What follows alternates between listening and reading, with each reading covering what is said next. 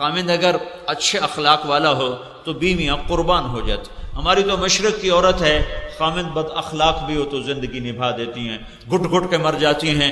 جہاں ان کی ڈولی اترتی ہے وہیں سے ان کے جنازے اٹھتے ہیں. مغرب کی عورت نہیں ہے کہ آج اس کے پاس کل اس کے پاس.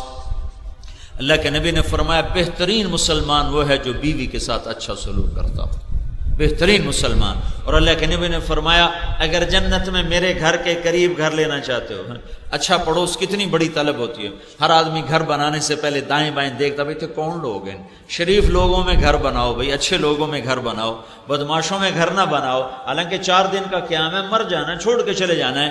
لیکن آخرت کے بعد، آخرت میں تو ہمیشہ کا قیام ہے، ہمیشہ کا رہنا ہے. تو میرا نبی یوں فرما رہا ہے کہ اگر تم جنت میں میرے گھر کی دیوار کے ساتھ دیوار بنانا چاہتے ہو تو 2 کام کر لو. ایک اخلاق اچھے کر لو، ایک بیوی سے اچھا سلوک کیا کرو. 2 ان من اقربکم منی مجلسا احاسنکم اخلاقا والطفکم باہلہ.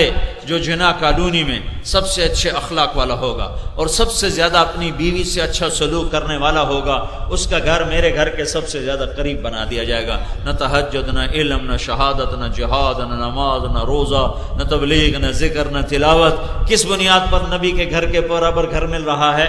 ایک اخلاق اچھے کر لو، ایک بیوی سے حسن سلوک کرو.